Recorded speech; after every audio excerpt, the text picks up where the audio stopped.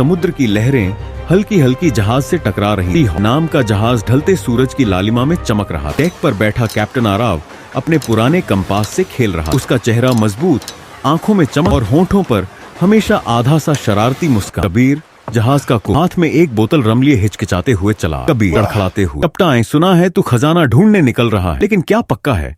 पिछली बार तो नक्शा हमें एक मछली के बाजार तक ले गया था। आरव ने मुस्कुराते हुए बोतल छीनी। आरव, कम से कम मछली तो मिली थी। नहीं। अचानक एक बूढ़ा नाविक लड़खड़ाते हुए डेक पर आ गया। उसके कपड़े गीले थे और हाथ में एक फटा पुराना नक्शा। ये है मिराज आइलैंड का नक्शा, जहां खजाना है जो इंसान की सबसे बड़ी ख्वाहिश पूरी करता है। नक्शा आरव की तरफ बढ़ा। और तू इसे हमें क्यों दे रहा है? क्योंकि जिसने भी इस रास्ते पर कदम रखा वापस नहीं लौटा।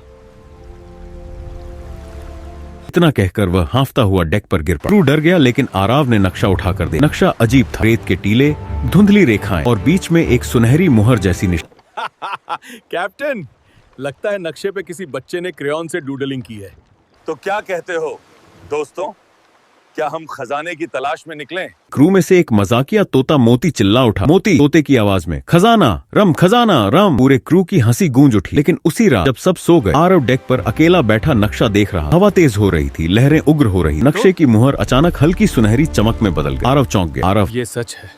जैसे ही उसने मुहर पर हाथ रखा, उसे एक पल के लिए ऐसा लगा मानो समुंदर उसके कान में फुसफुसा रहा। मिराज आइलैंड तुम्हें बुला रहा है। सुबह का सूरज चढ़ रहा था और सी हॉक जहाज पूरे जोश के साथ समुंदर की लहरों को चीर रहा था। कैप्टन आराव नक्शे को हाथ में लिए खड़ा था और उसके आसपास कोसतास खड़े थे उसके मिसफिट क्रू।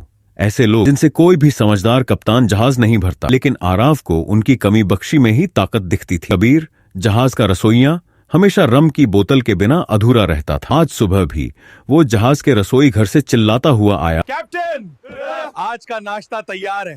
ताजी मछली पर गलती से रम भी डाल दी। अब ये फिश रम सूप है। पूरे क्रू की हंसी गूंज उठी। अर्जुन ने मुंह बनाते हुए, खाना बनाता है या जहरीली दवाई? भाई, जहाज के सारे कीड़े मकोड़े इसी खाने से भाग जाते हैं। अर्जुन जहाज का लड़ाकू था, तलवारबाजी में तेज, लेकिन दिमाग ज्यादा नहीं लगाता। हर सुबह अपनी तलवार से आईने के सामने प्रैक्टिस करता और कहता, देखो ये चेहरे और ये मसल्स, कोई भी औरत मुझे देखकर पिघल जाएगी। पीछे से तोता मोती चिल्लाया, मोती पिघल जाएगी। पर हंसते हंसते पूरा जहाज फिर हंसी में डूब गया। राहुल जहाज का नेविगेटर था, लेकिन हमेशा सोया रहा। नक्शा पकड़कर आधी आंख खोलकर बोला, कैप्टन, हम सही दिशा में जा रहे हैं। आरव ने भौं उठाया। नक्शा उल्टा पकड़ा है तूने। ओह, तो इसलिए सूरज पश्चिम से उग रहा था, मुझे लगा। उसी वक्त एक धमाका हुआ और जहाज के स्टोर रूम से एक लड़की बाहर निकली। लाल बाल, आंखों में आग और होंठों पर तिरछी मुस्कान। हाथ में एक पिस्तौल थामे वो आरव के सामने खड़ी हो। तुम लोग मिराज आइलैंड जा रहे हो, है ना? तो मुझे भी साथ ले चलो। और अगर मना कर दूं? इजाबेला ने उसकी पिस्तौल आरव की टोपी पर तान दी और मुस्कुराकर बोली, इजाबेला, तो तुम्हारा कैप्टन का ये टोपी अब मेरे काम आए। क्रू हक्का बक्का रह गया। ठीक है, जहाज में तुम्हारा स्वागत है, पर याद रखना यहाँ मजाक भी होता है और मौत भी, और बदबूदार खाना भी। तोता फिर चिल्लाया, मोती बदबू बदबू। शाम को जब सब डेक पर बैठे थे, आरव ने नक्शा सबको दिखाया। दोस्तों, हमारा लक्ष्य है मिराज आइलैंड, लेकिन याद रखो ये आसान सफर नहीं होगा। तो क्या हुआ?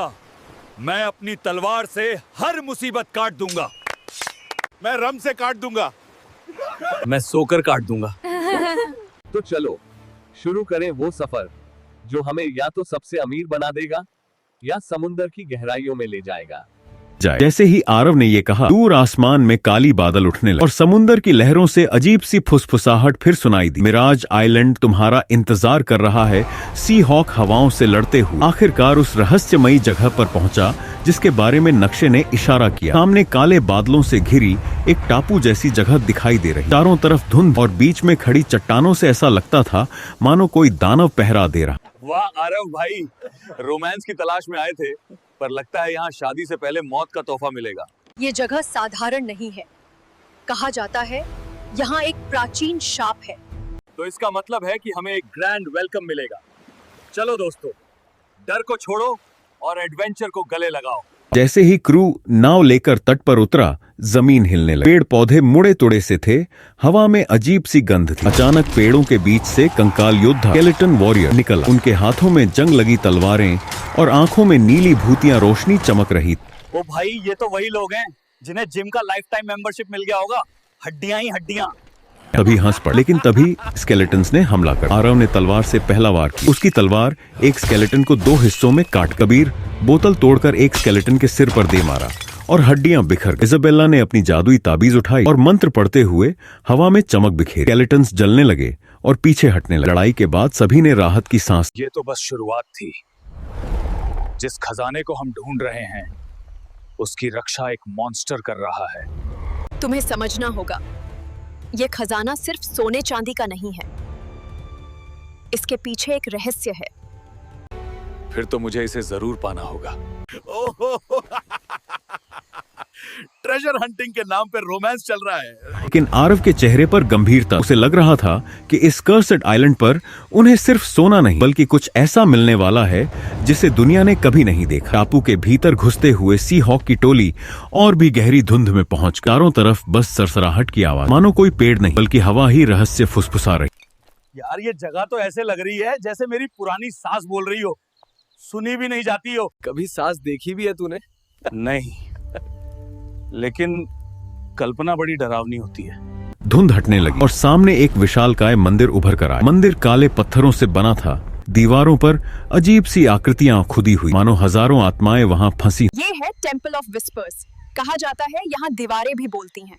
अगर ध्यान से सुनो तो तुम्हें अतीत और भविष्य की आवाजें सुनाई देंगी। जैसे ही सब मंदिर के अंदर दाखिल हुए, दीवारों से धीमी धीमी आवाजें आने लगी। कोई हंस रहा था, कोई चीख रहा था, कोई रो रहा। आवाजें दिमाग में घुसने लगी। राहुल कानों को दबाते बस करो, ये तो ऐसे लग रहा है जैसे स्कूल के रिजल्ट के बाद माँ डांट रही हो।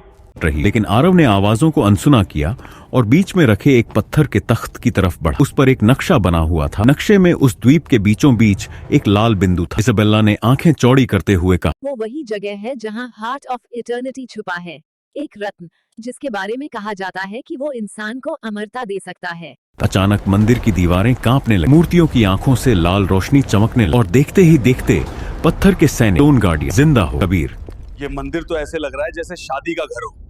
डर भी है और खर्चा भी। सावधान रहो, ये मंदिर हमें हल्के में नहीं लेगा। पत्थर के सैनिकों ने हमला बोला। आरव ने वार को रोकते हुए अपनी पूरी ताकत से पलटवार किया। राहुल ने अपने तीर कमान से उनके कमजोर हिस्से जोड़ों पर निशाना लगा। इजाबेला ने मंत्र पढ़कर एक चमकदार ढाल बना जिससे सबको बचा। लड़ाई के बीच एक सैनिक ने आरव को घुटनों पर गिरा। तभी इजाबेला ने आरव का हाथ पकड़कर उसकी तरफ देखा। इजाबेला, याद रखो आरव, ये खजाना ताकत के लिए नहीं, दिल की सच्चाई के लिए है। अगर तुम्हारा इरादा सही है, ये द्वीप तुम्हारा साथ देगा। आरव ने हिम्मत जुटाई, पूरी ताकत से वार किया और आखिरी पत्थर के सैनिक को तोड़ डाला। मंदिर की दीवारें शांत हो। राहुल सांस लेते हो। अगर ये शुरुआत है तो खजाने तक पहुंचने में हमारी हड्डियां भी बर्बाद हो जाएंगी। अरे भाई, चिंता मत कर, मरने से पहले मैं एक जोक सुना दूंगा ताकि आत्माएं भी हंसते हुए हमें अपनाएं। अब हमें इसके लिए तैयार होना होगा, लेकिन मुझे लगता है असली परीक्षा अभी बाकी है। मंदिर से बाहर निकलने के बाद सी हॉक की टोली ने थोड़ी देर आराम किया, मगर आराम ज्यादा देर तक टिक नहीं पाया क्योंकि नक्शे का रास्ता उन्हें समुद्र के उस हिस्से की ओर ले जा रहा था जहां धुंध और सन्नाटा पहले से भी गहरा था। कबीर नाव के किनारे बैठा गुनगुनाते हुए, ये चुप्पी बहुत डरावनी है, काश कोई गाना ही गा दे। तेरा गाना सुनकर मछलियां भी आत्महत्या कर लेंगी। चुप बैठ। मगर तभी हवा में एक मीठी धुन गूंजने लगी, मानो कोई देवी स्वर में गा रही हो। आवाज इतनी मधुर थी कि सुनते ही इंसान का दिल मोहक खिंचाव महसूस करे। इजाबेला का चेहरा बदल गया। उसने तुरंत आरव का हाथ पकड़ लिया। इजाबेला चेतावनी भरे स्वर में, ये साधारण गाना नहीं है, ये साइरन्स हैं, जादुई प्राणी जो अपने गीत से नाविकों को पागल कर देते हैं। धीरे धीरे धुंध हटी और नाव के आसपास पानी से सुंदर स्त्रियां उभरने लगीं। उनकी आंखें चमक रही थीं, बाल गीले और लहराते हुए, चेहरे पर अलौकिक आकर्षण, लेकिन उनकी मुस्कान खतरनाक थी। कबीर आंखें चौड़ी करके, वाह, ऐसी खूबसूरती तो मैंने सपनों में भी नहीं देखी। वो नाव से कूदने ही वाला था कि आराव ने तुरंत उसे पकड़ लिया। आराव कड़क आवाज में, काबिर, ये हकीकत नहीं है, संभल जा। लेकिन राहुल पहले ही उनके जाल में फंस चुका था। उसकी आंखें धुंधली हो गईं और वो तीर कमान लेकर आरव की तरफ घुमाने लगा। राहुल मंत्रमुग्ध आवाज में, वो हमें बुला रही हैं आरव, हमें उनके पास जाना होगा। आरव ने तुरंत अपनी तलवार की नोक से राहुल का हाथ खींचकर नीचे कर दिया और उस पर चिल्लाया, तू योद्धा है, अपने दिल पे काबू रख। याद कर, तूने ये सफर क्यों शुरू किया था। इजाबेला ने आंखें बंद करके मंत्र पढ़ना शुरू किया। अचानक नाव पर नीली रोशनी छा गई। सायरन्स का गीत सिर्फ दिल को बहकाता है, लेकिन सच्चाई का प्रकाश इसे तोड़ सकता है। उन्होंने अपने सुंदर रूप छोड़ दिए और असली रूप दिखाया। लंबे नुकीले दांत, पंजों जैसे नाखून और चमकती लाल आंखें। वो नाव पर हमला करने लगी। आरव ने तलवार से उनके वार को रोका। कबीर ने अपने चाकू से एक सायरन को पीछे धकेला। राहुल धीरे धीरे होश में आया और उसने तीर कमान से एक सायरन को मार गिराया। कबीर चिल्लाकर, अरे वाह, अब सही मूड बना है, खूबसूरती गई और हॉरर फिल्म शुरू हो गई। भयंकर लड़ाई के बाद आरव ने आखिरी सायरन को अपनी तलवार से समुद्र में धकेल दिया। पानी फिर से शांत हो गया। सब थके हुए नाव पर गिर पड़े। इजाबेला ने गहरी सांस ली और बोली, सायरन्स सिर्फ पहला इम्तिहान थी, आगे का रास्ता और भी खतरनाक होगा। हार्ट ऑफ इटर्निटी पाने के लिए हमें अपने डर और इच्छाओं पर जीत पाना होगा। यह समुंदर अब हमें परखने वाला है। जो भी आगे होगा वो हमारी किस्मत तय करेगा।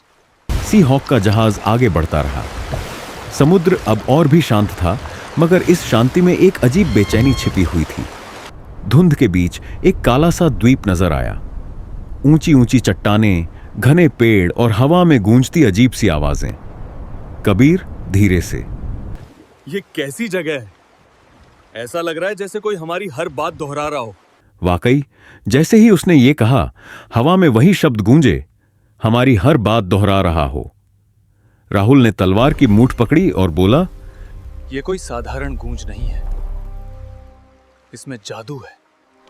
ये है द आइलैंड ऑफ एकोज। यहाँ हर आवाज सिर्फ दोहराई नहीं जाती, बल्कि हमारे भीतर के राज भी उगलवाती हैं। जैसे ही वो द्वीप पर कदम रखते हैं, अजीब घटनाएं शुरू हो जाती हैं।